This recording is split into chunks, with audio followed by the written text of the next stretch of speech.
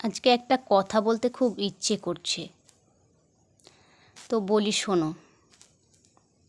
কোনো মানুষকে বা একাধিক মানুষকে যদি তুমি ভালোবাসো, বিশ্বাস করো, তুমি নিজের ভালো মন্দ কিছু না বুঝে তাদের পিছনে তুমি তোমার সমস্ত যা কিছু সব কিছু দিয়ে দাও। তোমার ভবিষ্যতে কি হবে সেই চিন্তা না করে তাদের কি করে ভালো হবে এই সব চিন্তা করে তুমি তাদের পিছনে সময়, তোমার কর্ম সব কিছু দিয়ে দিয়েছো। এবার কথাটা হচ্ছে, তুমি পরবর্তীতে সেই মানুষগুলোর থেকে কোনো কোনো আশা রেখো না যে আমি তো একটা সময় তাদের অনেক করে দিয়েছি, আমার জন্যই তারা এত কিছু পেয়েছে, তো আমার যখন খারাপ সময় আসবে বা আমারও যেদিন সময় আসবে সেদিন তারা তোমাকেও সেই উপকারের, তোমার ত্যাগের, তোমার সততার দাম দেবে। কখনোই দেবে না।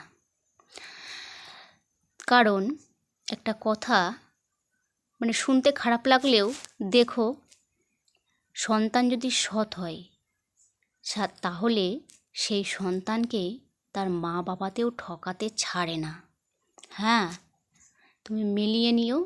যদি আমার ভিডিওটা কেউ দেখে থাকো, এমন কেউ যাদের ঘরে বা যারা বড় হয়েছো, দুটো তিনটে বাচ্চা, 2-3 ভাই বা ভাই বোন, তুমি দেখে নিও।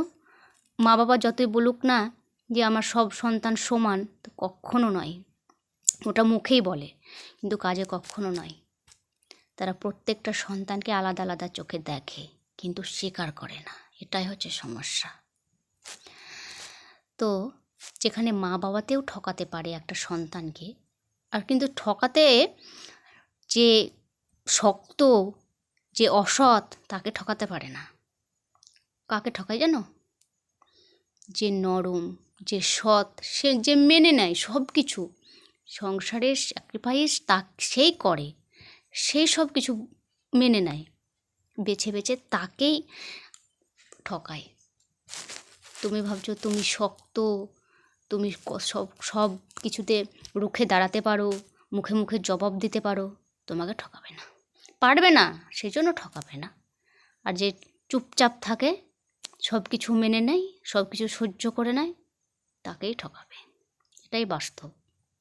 এখন কথাটা হচ্ছে, তুমি যাদের উপকার করে রেখেছো, নিজের সর্বস্ব ত্যাগ করে, নিজের সুখ স্বাচ্ছন্দ্য বা আমার ভবিষ্যতে কী হবে এসব কথা না ভেবে যাদের উপকার করেছো, তারা কখনো ফিরে তাকাবে না তোমার দিকে। তারা কি বলবে জানো? কি করেছে আমাদের জন্য? ও না থাকলেও আমাদের হয়ে যেত, আমরা কি পারতাম না? আর কী বা করেছে আমাদের জন্য? তারা কখনো তোমার উপকারের, সততার, কর্মের কোনো মূল্যই দেবে না। তাই আমার ব্যক্তিগত একটা মতামত কি জানো তো? নিজেকে ভালোবাসো আর ভগবানকে ভালোবাসো। ভগবানকে ভালোবাসলে তুমি কখনো ঠকবে না। সেখানে তোমার কোনো রাগ, দুঃখ, কষ্ট, যন্ত্রণা, অভিযোগ, অভিমান কিছুই থাকবে না।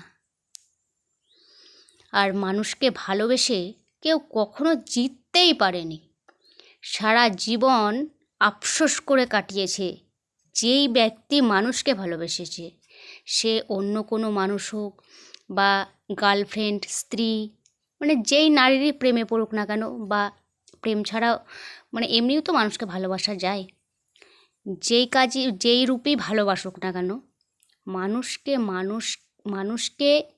ভালোবেসে তাকে আফসোস নিয়েই জীবন কাটাতে হয়েছে।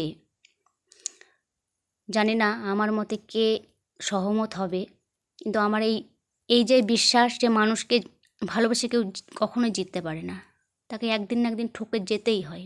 সে মোহতে, মায়াতে ভালোবাসে, কিন্তু মোহমায়া কেটে গেলে সবটাই আফসোস আর সময় নষ্ট।